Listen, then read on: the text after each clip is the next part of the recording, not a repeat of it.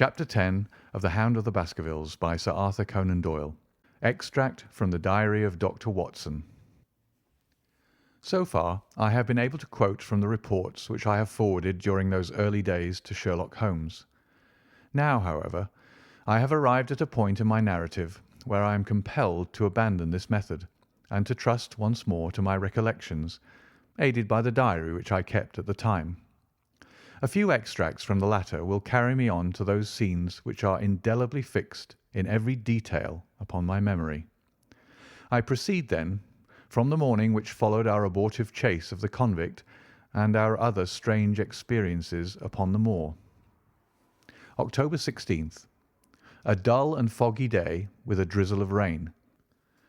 The house is banked in with rolling clouds, which rise now and then to show the dreary curves of the moor, with thin silver veins upon the sides of the hills, and the distant boulders gleaming where the light strikes upon their wet faces. It is melancholy outside and in. The baronet is in a black reaction after the excitements of the night. I am conscious myself of a weight at my heart, and a feeling of impending danger, ever-present danger, which is the more terrible because I am unable to define it. And have I not cause for such a feeling? Consider the long sequence of incidents which have all pointed to some sinister influence which is at work around us. There is the death of the last occupant of the hall, fulfilling so exactly the conditions of the family legend, and there are the repeated reports from peasants of the appearance of a strange creature upon the moor. Twice I have with my own ears heard the sound which resembled the distant baying of a hound. It is incredible, impossible, that it should really be outside the ordinary laws of nature. A spectral hound, which leaves material footmarks and fills the air with its howling, is surely not to be thought of. Stapleton may fall in with such a superstition, and Mortimer also. But if I have one quality upon earth, it is common sense, and nothing will persuade me to believe in such a thing. To do so would be to descend to the level of these poor peasants, who are not content with a mere fiend dog, but must needs describe him with hell-fire shooting from his mouth and eyes. Holmes would not listen to such fancies, and I am his agent. But facts are facts, and I have twice heard this crying upon the moor. Suppose that there were really some huge hound loose upon it. That would go far to explain everything. But where could such a hound lie concealed? Where did it get its food? Where did it come from? How was it that no one saw it by day? It must be confessed that the natural explanation offers almost as many difficulties as the other. And always, apart from the hound, there is the fact of the human agency in London, the man in the cab, and the letter which warned Sir Henry against the moor. This at least was real. But it might have been the work of a protecting friend as easily as of an enemy. Where is that friend or enemy now? Has he remained in London? Or has he followed us down here? Could he be the stranger whom I saw upon the tor? It is true that I have had only the one glance at him, and yet there are some things to which I am ready to swear. He is no one whom I have seen down here, and I have now met all the neighbours. The figure was far taller than that of Stapleton, far thinner than that of Frankland. Barrymore it might possibly have been, but we had left him behind us, and I am certain that he could not have followed us. A stranger, then, is still dogging us, just as a stranger dogged us in London. We've never shaken him off. If I could lay my hands upon that man, then at last we might find ourselves at the end of all our difficulties. To this one purpose I must now devote all my energies. My first impulse was to tell Sir Henry all my plans. My second and wisest one is to play my own game and speak as little as possible to anyone. He is silent and distrait. His nerves have been strangely shaken by that sound upon the moor. I will say nothing to add to his anxieties, but I will take my own steps to attain my own end. We had a small scene this morning after breakfast. Barrymore asked leave to speak with Sir Henry, and they were closeted in his study some little time. Sitting in the billiard room, I more than once heard the sound of voices raised, and I had a pretty good idea what the point was which was under discussion. After a time, the baronet opened his door and called for me. "Barrymore considers that he has a grievance," he said. "He thinks that it was unfair on our part to hunt his brother-in-law down when he, of his own free will, had told us the secret." The butler was standing very pale, but very collected before us. "I may have spoken too warmly, sir," said he, "and if I have, I am sure that I beg your pardon. At the same time, I was very much surprised when I heard you two gentlemen come back this morning and learned that you had been chasing Selden. The poor fellow has enough to fight against without my putting more upon his track." "If you told us of your own free will, well, it would have been a different thing," said the baronet. "You only told us, or rather your wife only told us, when it was forced from you, and you could not help yourself." "I didn't think you would have taken advantage of it, Sir Henry. Indeed, I didn't." "The man is a public danger.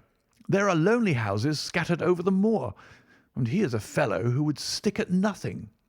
You would only want to get a glimpse of his face to see that. Look at Mr. Stapleton's house, for example, with no one but himself to defend it. There's no safety for anyone until he's under lock and key." "He'll break into no house, sir. I give you my solemn word upon it. But he will never trouble anyone in this country again. I assure you, Sir Henry, that in a very few days the necessary arrangements will have been made, and he will be on his way to South America. For God's sake, sir, I beg of you not to let the police know that he's still on the moor. They've given up the chase there, and he can lie quiet until the ship is ready for him. You can't tell on him without getting my wife and me into trouble. I beg you, sir, to say nothing to the police." "What do you say, Watson?" I shrugged my shoulders. If he was safely out of the country, it would relieve the taxpayer of a burden. "But how about the chance of his holding someone up before he goes?" "He would not do anything so mad, sir. We have provided him with all that he can want. To commit a crime would be to show where he was hiding." "That is true," said Sir Henry. "Well, Barrymore." "God bless you, sir, and thank you for my art. It would have killed my poor wife had he been taken again." "I guess we are aiding and abetting a felony, Watson. But after what we've heard, I don't feel as if I could give the man up. So there's an end to it. All right, Barrymore, you can go." With a few broken words of gratitude, the man turned, but he hesitated and then came back. "You've been so kind to us, sir, that I should like to do the best I can for you in return. I know something, Sir Henry, and perhaps I should have said it before, but it was long after the inquest that I found it out.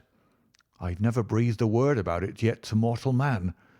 It's about poor Sir Charles's death." The baronet and I were both upon our feet. "Do you know how he died?" "No, sir, I don't know that." "What then?" "I know why he was at the gate at the hour. It was to meet a woman." "To meet a woman? He?" "Yes, sir." "And the woman's name?" "I can't give you the name, sir, but I can give you the initials. Her initials were L.L." "How do you know this, Barrymore?" "Well, Sir Henry, your uncle had a letter that morning. He had usually a great many letters, but he was a public man and well known for his kind heart, so that everyone who was in trouble was glad to turn to him. But that morning, as it chanced, there was only this one letter, so I took the more notice of it. It was from Coombe Tracy, and it was addressed in a woman's hand." "Well?" "Well, sir, I thought no more of the matter, and never would have done that had it not been for my wife. Only a few weeks ago she was cleaning out Sir Charles's study. It had never been touched since his death, and she found the ashes of a burned letter in the back of the grate. The greater part of it was charred to pieces, but one little slip, the end of a page, hung together, and the writing could still be read, though it was grey on a black background. It seemed to us to be a postscript at the end of the letter, and it said, 'Please, please, as you are a gentleman, burn this letter and be at the gate by 10 o'clock. Beneath it were signed the initials L.L. Have you got that slip? No, sir.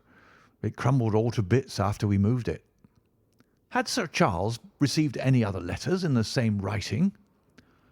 Well, sir, I took no particular notice of his letters. I should not have noticed this one, only it happened to come alone. And you have no idea who L.L. is? No, sir, no more than you have. But I expect if we could lay our hands upon that lady, we should know more about Sir Charles's death.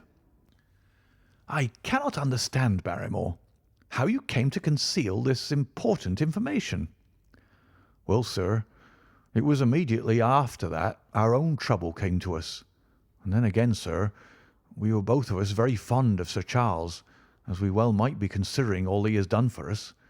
To rake this up couldn't help our poor master, and it's well to go carefully when there's a lady in the case, even the best of us. You thought it might injure his reputation? Well, sir, I thought no good could come of it, but now you've been kind to us, and I feel as if it would be treating you unfairly not to tell you all that I know about the matter. Very good, Barrymore. You can go. When the butler had left us, Sir Henry turned to me. Well, Watson, what do you think of this new light? It seems to leave the darkness rather blacker than before. So I think. But if we can only trace L.L., it should clear up the whole business. We've gained that much. We know that there's someone who has the facts if we can only find her. What do you think we should do? Let Holmes know all about it at once. It'll give him the clue for which he's been seeking. I am much mistaken if it does not bring him down. I went at once to my room and drew up my report of the morning's conversation for Holmes. It was evident to me that he'd been very busy of late, for the notes which I had from Baker Street were few and short, with no comments upon the information which I had supplied, and hardly any reference to my mission. No doubt his blackmailing case is absorbing all his faculties. And yet this new factor must surely arrest his attention and renew his interest. I wish that he were here. October 17th. All day today the rain poured down, rustling on the ivy and dripping from the eaves. I thought of the convict out upon the bleak, cold, shelterless moor. Poor devil! Whatever his crimes, he's suffered something to atone for them. And then I thought of that other one, the face in the cab, the figure against the moon. Was he also out in that deluge, the unseen watcher, the man of darkness? In the evening I put on my waterproof, and I walked far upon the sodden moor, full of dark imaginings, the rain beating upon my face and the wind whistling about my ears. God help those who wander into the great mire now, for even the firm uplands are becoming a morass. I found the black tor upon which I had seen the solitary watcher, and from its craggy summit I looked out myself across the melancholy downs. Rain squalls drifted across their russet face, and the heavy, slate-coloured clouds hung low over the landscape, trailing in grey wreaths down the sides of the fantastic hills. In the distant hollow on the left, half hidden by the mist, the two thin towers of Baskerville Hall rose above the trees. They were the only signs of human life which I could see, save only those prehistoric huts which lay thickly upon the slopes of the hills. Nowhere was there any trace of that lonely man whom I had seen on the same spot 2 nights before. As I walked back, I was overtaken by Dr. Mortimer, driving in his dog-cart over a rough moorland track which led from the outlying farmhouse of Foulmire. He's been very attentive to us, and hardly a day has passed that he has not called at the Hall to see how we're getting on. He insisted upon my climbing into his dog-cart, and he gave me a lift homeward.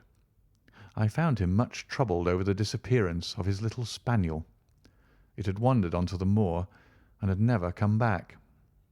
I gave him such consolation as I might, but I thought of the pony on the Grimpen Mire, and I do not fancy that he will see his little dog again. "By the way, Mortimer," said I, as we jolted along the rough road, "I suppose there are few people living within driving distance of this whom you do not know?" "Hardly any, I think." "Can you, then, tell me the name of any woman whose initials are L.L.?" He thought for a few minutes. "No," said he. "There are a few gipsies and labouring folk for whom I can't answer, but among the farmers or gentry there is no one whose initials are those. Wait a bit, though," he added after a pause. "There is Laura Lyons. Her initials are L.L., but she lives in Coombe Tracey." "Who is she?" I asked. "She is Franklin's daughter." "What, old Franklin the Crank?" "Exactly. She married an artist named Lyons, who came sketching on the moor. He proved to be a blackguard and deserted her. The fault, from what I hear, may not have been entirely on one side. Her father refused to have anything to do with her because she had married without his consent, and perhaps for one or two other reasons as well. So between the old sinner and the young one, the girl has had a pretty bad time." "How does she live?"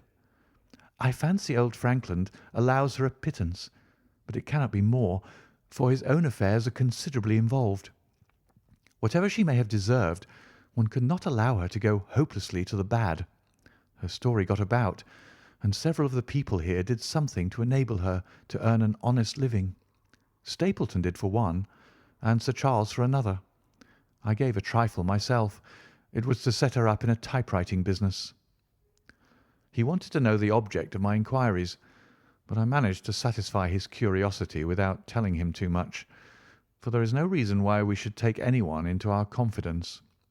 Tomorrow morning I shall find my way to Coombe Tracey, and if I can see this Mrs. Laura Lyons, of equivocal reputation, a long step will have been made towards clearing one incident in this chain of mysteries. I am certainly developing the wisdom of the serpent, for when Mortimer pressed his questions to an inconvenient extent, I asked him casually to what type Franklin's skull belonged, and so heard nothing but craniology for the rest of our drive. I have not lived for years with Sherlock Holmes for nothing. I have only one other incident to record upon this tempestuous and melancholy day. This was my conversation with Barrymore just now, which gives me one more strong card which I can play in due time. Mortimer had stayed to dinner, and he and the baronet played écarté afterwards. The butler brought me my coffee into the library, and I took the chance to ask him a few questions. "Well," said I, "has this precious relation of yours departed, or is he still lurking out yonder?" "I don't know, sir. I hope to heaven that he's gone, for he's brought nothing but trouble here. I've not heard of him since I left our food for him last, and that was 3 days ago." "Did you see him then?" "No, sir, but the food was gone when next I went that way." "Then he was certainly there." "So you would think, sir, unless it was the other man who took it." I sat with my coffee cup halfway to my lips and stared at Barrymore. "You know that there is another man, then?" "Yes, sir. There is another man upon the moor." "Have you seen him?" "No, sir." "How do you know of him, then?" "Selden told me of him, sir, a week ago or more. He's in hiding too, but he's not a convict as far as I can make out. I don't like it, Dr. Watson. I tell you straight, sir, that I don't like it." He spoke with a sudden passion of earnestness. "Now listen to me, Barrymore. I have no interest in this matter but that of your master. I have come here with no object except to help him. Tell me frankly, what is it that you don't like?" Barrymore hesitated for a moment, as if he regretted his outburst, or found it difficult to express his own feelings in words. "It's all these goings-on, sir," he cried at last, waving his hand towards the rain-lashed window which faced the moor. "There's foul play somewhere, and there's black villainy brewing. To that I'll swear. Very glad I should be, sir, to see Sir Henry on his way back to London again." But what is it that alarms you? Look at Sir Charles's death. That was bad enough. For all that the coroner said, look at the noises on the moor at night. There's not a man who would cross it after sundown if he was paid for it. Look at this stranger hiding out yonder and watching and waiting. What's he waiting for? What does it mean? It means no good to anyone of the name of Baskerville, and very glad I shall be to quit of it all in the day that Sir Henry's new servants are ready to take over the hall." "But about this stranger," said I. "Can you tell me anything about him? What did Selden say? Did he find out where he hid, or what he was doing?" "He saw him once or twice, but he's a deep one and gives nothing away. At first he thought that he was the police, but soon he found that he had some lay of his own. A kind of gentleman he was, as far as he could see, but what he was doing he could not make out." "And where did he say that he lived?" "Among the old houses on the hillside, the stone huts where the old folk used to live." "But how about his food?" "Selden found out that he has got a lad who works for him and brings all he needs. I dare say he goes to Coombe Tracey for what he wants." "Very good, Barrymore. We may talk further of this some other time." When the butler had gone, I walked over to the black window, and I looked through a blurred pane at the driving clouds and at the tossing outline of the wind-swept trees. It is a wild night indoors, and what must it be in Stone Hut upon the moor? What passion of hatred can it be which leads a man to lurk in such a place at such a time? And what deep and earnest purpose can he have which calls for such a trial? There in that hut upon the moor seems to lie the very centre of that problem which has vexed me so sorely. I swear that another day shall not have passed before I have done all that man can do to reach the heart of the mystery. End of chapter 10.